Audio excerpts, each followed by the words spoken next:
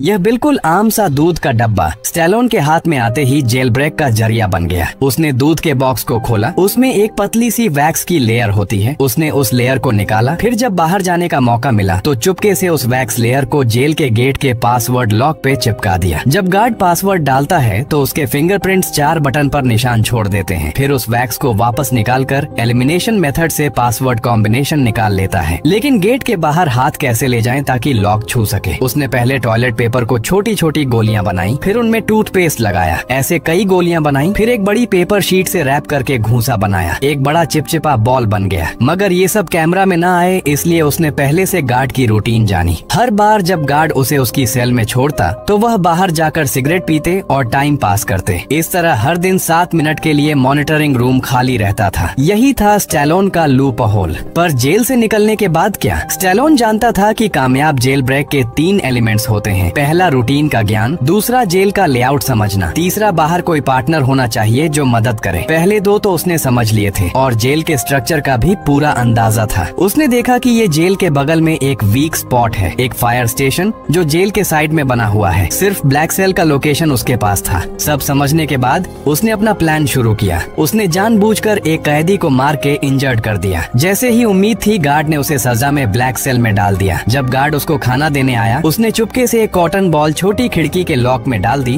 और फिर छोटी खिड़की आसानी से खुल जाती है। पासवर्ड सिर्फ 4 डिजिट्स का था। एलिमिनेशन मेथड से उसने जल्दी क्रैक कर लिया। ब्लैक सेल से निकलते ही उसने मॉनिटरिंग सिस्टम को 1 मिनट पहले का फुटेज दिखा दिया। फिर फायर स्टेशन से कनेक्टेड वेंटिलेशन पाइप ढूंढा। जब गार्ड्स अपना काम छोड़ के टाइम पास कर रहे थे उस वक्त स्टैलोन पाइप से क्रॉल करके बाहर निकल गया और बाहर उसकी साथी टाइम पे पहुंच गई। इसी वक्त एक छोटी कार में उसने ब्लास्ट किया ताकि फायर अलार्म बज जाए और फायरमैन साइड पे आए। गार्ड्स ने सीसीटीवी देखा पर उन्हें सब कुछ ठीक नजर आया। तब तक वह स्टैलोन फायर स्टेशन में घुस चुका था और जल्दी से वहां के रिजर्व फायर फाइटर यूनिफॉर्म पहन लिया। वो फायर ट्रक के नीचे चुपके से उसके साथ ही घटना स्थल तक पहुंच गया। फिर आराम से ट्रक के नीचे से बाहर निकला। सब लोग उस वक्त अफरा तफरी में थे इसलिए किसी ने उस पर ध्यान भी नहीं दिया। आखिर में अपने साथी की गाड़ी में बैठकर वो सफलता से जेल से निकल गया। यह थी स्टैलोन की 14वीं सफल जेल ब्रेक। लेकिन वो कोई आम अपराधी नहीं है। उसका असली काम होता है जेलों की सुरक्षा को परखना। वो फेडरल जेल प्रशासन के लिए काम करता है। एक झूठी पहचान बनाकर जेल में जाता है और अपनी स्किल्स से वहां से निकलता है ताकि यह साबित कर सके कि जेल वाकई में सुरक्षित है या नहीं। करोड़ों रुपए खर्च करके बनाई गई जेल भी स्टैलोन से नहीं बच पाई। इस वजह से कई लोग उसकी जान के दुश्मन बन गए। एक दिन CIA के लोग उसके पास आए और बोले कि एक दूर की जेल में जाना होगा। उस जेल का नाम या लोकेशन किसी को बताना अलाउड नहीं था। यह मिशन बहुत खतरनाक था लेकिन स्टैलोन मान गया क्योंकि पेमेंट पुराने मिशन से डबल थी। पैसा सच में इंसान से कुछ भी करवा सकता है। उन लोगों ने स्टैलोन को एक नई पहचान दी और एक सीक्रेट एग्जिट कोड दिया। अगर कुछ गलत हो तो उसे बोलकर निकल जाए। जाने से पहले उन्होंने उसके शरीर में एक ट्रैकिंग डिवाइस भी फिट किया। जल्दी ही वो दिन आ गया जब उसे जानबूझकर अरेस्ट होना था। लेकिन इस बार सब कुछ अलग था। उन लोगों ने पहले उसको इलेक्ट्रिक शॉक दिया, फिर जैसे किसी ने उसकी चुगली कर दी हो सीधा उसके हाथ से ट्रैकिंग चिप को चाकू से निकाल दिया। फिर उसकी गर्दन में एक इंजेक्शन मार के बेहोश कर दिया। होश में आया तो वो एक अजीब जेल में था। हर रूम अलग और पूरा शीशे का था। हर जगह कैमरे थे, एक भी अंधा कोना नहीं था। जेल के अंदर के लोग भी अजीब थे। सुना था कि यहाँ लोगों को उनके दुश्मन पैसे देकर बंद करवाते हैं और आज तक कोई भी यहाँ से भाग नहीं पाया था। यह जेल स्टील और ट्रांसपेरेंट ग्लास से बनी थी। टॉयलेट भी बिल्कुल दिखता था, छुपने का कोई चांस ही नहीं। और तो और यह जेल हवा में लटकती हुई थी तो जमीन के नीचे टनल बनाने का आइडिया भी फेल है। स्टैलोन को तुरंत समझ आ गया कि यह सब कुछ उसके लिए प्लान किया गया है। उसने टेस्ट से बाहर निकलने के लिए वो सीक्रेट कोड बोला जो पहले से तय था। लेकिन जेल का जेलर एक टोटल साइको निकला। उसने कुछ भी न सुनते हुए उसे फिर से बंद कर दिया। पता चला कि जेलर किसी ऐसे आदमी से मिला हुआ था जो स्टैलोन की मौत चाहता था। उनका प्लान था उसे जिंदगी भर यहाँ बंद रखने का। अब स्टैलोन के पास और कोई चारा नहीं था। उसे इस डेंजरस जेल का कोई लूप होल ढूंढना ही था। उसने देखा कि सिर्फ जेलर ही नहीं, यहाँ के गार्ड्स भी टोटल पागल हैं। फुल वेपन्स के साथ मुंह पे काले मास्क लगाकर घूमते हैं। वो गार्ड्स कभी भी कैदियों से बात नहीं करते थे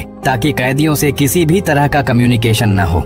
गार्ड्स की संख्या भी कैदियों से कई गुना ज्यादा थी और यहाँ कैदियों का रूम तो और भी खौफनाक था। अंदर जाते ही एक औंडी से भी तेज रोशनी वाली लाइट आंखों में चली जाती थी। आंखें खोलना मुश्किल हो जाता था और ऊपर से वहाँ का गर्मी का लेवल बहुत ज्यादा था। स्टैलोन दर्द बर्दाश्त करते हुए रूम की दीवारों और स्ट्रक्चर का ध्यान से ऑब्जर्वेशन कर रहा था। उसने देखा कि जमीन का स्टील प्लेट स्टील नेल्स से जड़ा हुआ था। उस मोमेंट में ही स्टैलोन के दिमाग में एक आइडिया आया। बाहर निकलने के बाद उसने प्लान बनाना शुरू कर दिया। जेल तोड़ने के लिए मदद तो जरूरी थी और जैसे ही उसने अपनी पहचान बनानी शुरू की, एक बंदा पहले ही उसके पास दोस्ती करने आ गया। वही पुराना सीजन मस्कुलर आदमी, उसका नाम था विक्टर। लगता था उसने स्टैलोन में कुछ खास देख लिया था। सीधा पूछा, क्या चाहिए तुझे? स्टैलोन ने भी कुछ छुपाया नहीं, बोला, मुझे एक चमकदार आयरन शीट चाहिए जो लाइट रिफ्लेक्ट करे। विक्टर बोला, ये कैसे मिलेगी यार? स्टैलोन ने हंसकर बोला, अगर नहीं दोगे तो हम दोस्त नहीं बन सकते। तो विक्टर चला गया जेलर के पास और जानबूझकर उसे गुस्सा दिलाया। जेलर ने गुस्से में आकर ऑर्डर दिया कि उसे वाटर टॉर्चर दिया जाए। गार्ड लोग ने पाइप लेके उसके मुंह में पानी डाला, लेकिन इसी बीच उसने इंट्रोगेशन रूम का ड्रेन कवर निकाल लिया। भारी मारपीट के बाद उसने वो कवर स्टैलोन को दे दिया। स्टैलोन को लगा ये बुढ़ा आदमी तो कमाल का बंदा निकला। उसने अपनी असली आइडेंटिटी, जेल ब्रेक एक्सपर्ट, उसे बता दी। फिर उसने अपना एनालिसिस भी बताया कि इस जेल की स्ट्रक्चर वर्टिकल है, इसका मतलब ये जेल जमीन के नीचे बनाई गई है। और जब वो सॉलिटरी में था, उसने जमीन के नीचे पानी की आवाज सुनी। उसका अंदाजा था कि वहाँ कोई वाटर पाइप सिस्टम है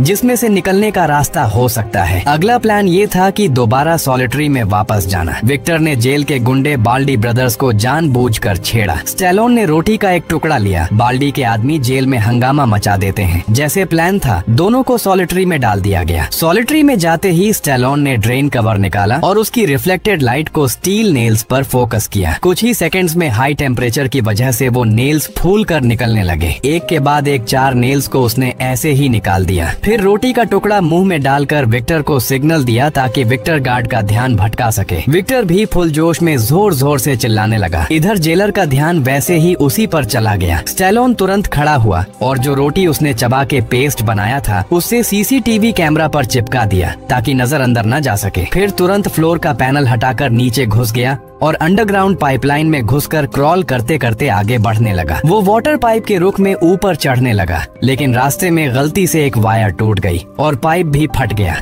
जब वो एंड में एक ओपनिंग से अपना सिर बाहर निकालता है तो उसके होश उड़ जाते हैं, क्योंकि ये जगह जमीन के नीचे नहीं बल्कि एक समंदर के बीचों बीच एक ट्रांसपोर्ट शिप का डेक था और उस डेक पर चारों तरफ आर्म्ड गार्ड्स खड़े थे। जेल से तो निकल गया था, लेकिन शिप से भागना नामुमकिन था। समंदर में जंप भी करे तो सर्दी से मर जाएगा। मजबूरन स्टैलोन को वापस जेल लौटना पड़ा। इसी दौरान अंडरग्राउंड पाइप से पानी लीक होकर जेल के अंदर भरने लगा। गार्ड्स ने जल्दी से सॉलिटरी के कैदियों को बाहर निकाला। अच्छी बात ये थी कि स्टैलोन टाइम पर वापस आकर बच गया और पकड़ा नहीं गया। अब उसके पास लोकेशन तो थी, लेकिन एस्केप का रास्ता अब भी नहीं मिला था। तभी एक और मुसीबत टूट पड़ती है। जेलर को फ्लोर में छोड़े गए वो जंग लगे स्टील नेल्स मिल जाते हैं, जिससे उसे समझ आता है कि स्टैलोन ने जेल ब्रेक की कोशिश की थी। वही जेलर तुरंत कांटेक्ट करता है स्टैलोन को भेजने वाले आदमी से, जो असल में उसका सीक्रेट पार्टनर था। जब जेलर को उसकी असली आइडेंटिटी का पता चलता है तो वो गुस्से से पागल हो जाता है। उसके बाद स्टैलोन पर टॉर्चर का सिलसिला शुरू हो जाता है। जैसे ही वो सो जाने की कोशिश करता, गार्ड खिड़की पर थप थप करके उसे जगा देते। जब वो थकान से बेहोश हो जाता तब गार्ड्स उसके सेल में आके उसे मार के जगा देते। ये सिलसिला चलने लगा। स्टैलोन पूरा दिन बेहोशी और थकान में रहता। आखिर उसे रोज मेडिकल रूम ले जाया जाने लगा। डॉक्टर भी उसे देख के हैरान हो जाता, लेकिन इतने टॉर्चर के बाद भी स्टैलोन ने हिम्मत नहीं हारी। जब टॉर्चर बंद हुआ तब उसने दोबारा प्लान बनाना शुरू किया। रोज खाने के वक्त वो टेबल के नीचे छुप के जेल ब्रेक टूल्स बनाने लगा। 2 चश्मे के लेंस,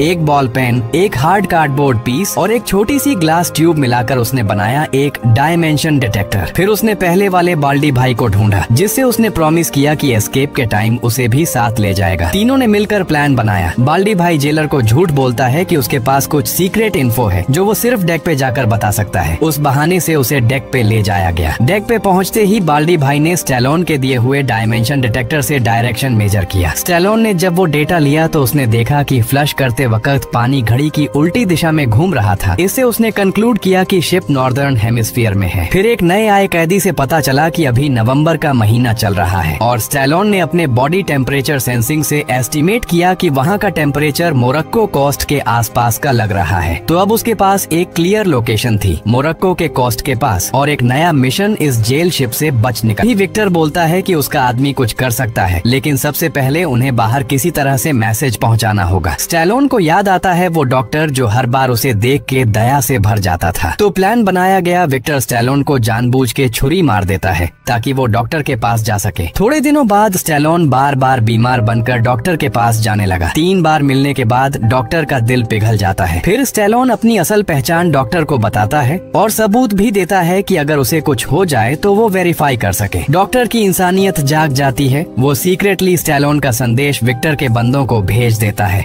सब कुछ रेडी हो चुका था। एक रात जेलर देख लेता है कि स्टैलोन दीवार पे कुछ टैप कर रहा है। ये असल में मॉर्स कोड होता है। जेलर इस सिग्नल को डिकोड करता है। उसमें लिखा होता है, कल सुबह सी ब्लॉक में दंगा होने वाला है। जेलर तुरंत पैनिक में आके सी ब्लॉक में 3 गुना ज्यादा गार्ड्स भेज देता है। लेकिन ये तो स्टैलोन का चालाकी से रचा गया जाल था। असली दंगा उसके ब्लॉक में होने वाला था, जहाँ अब सिर्फ 2 छोटे मोटे गार्ड्स बचे थे। तेज दंगा शुरू हो जाता है। 2 जेल गैंग्स आपस में लड़ने लगते हैं। स्टैलोन, विक्टर और बाल्डी भाई इस हंगामे का फायदा उठा के भाग जाते हैं। एस्केप करते वक्त भी स्टैलोन कैमरा के सामने आ जाता है और जेलर को चिढ़ाता है। जेलर गुस्से में आके सारे गेट्स लॉक करवा देता है। तीनों जेल के ऊपर की तरफ चढ़ते हैं पाइपलाइंस के थ्रू। जब वो डेक के बिल्कुल पास पहुंचते हैं तब उनका रास्ता एक इलेक्ट्रॉनिक गेट से ब्लॉक हो जाता है। गेट ओपन करने का सिर्फ एक तरीका था, पूरे जेल का पावर बंद करना। यानी उनका एस्केप सक्सेस हो या ना हो, सबको वापस पकड़ा जा सकता था। लेकिन कोई और ऑप्शन नहीं था। इसी वक्त जेलर मोशन डिटेक्टर के जरिए उनकी लोकेशन ट्रेस कर लेता है और सारे गार्ड्स को उनके पीछे भेज देता है। एस्केप के बीच में बाल्डी भाई को गोली लग जाती है। वो समझ जाता है कि वो नहीं बच सकता, इसलिए वो अपने 2 दोस्तों को भागने का मौका देने के लिए अकेला गार्ड्स को रोकता है। स्टैलोन और विक्टर डिसाइड करते हैं कि वो अलग अलग भागेंगे। स्टैलोन नीचे पावर रूम तक पहुंचता है और कंप्यूटर से पूरे शिप का इलेक्ट्रिक सिस्टम बंद कर देता है। ऊपर विक्टर गेट ओपन होता देखते ही तुरंत डेक तक पहुंच जाता है।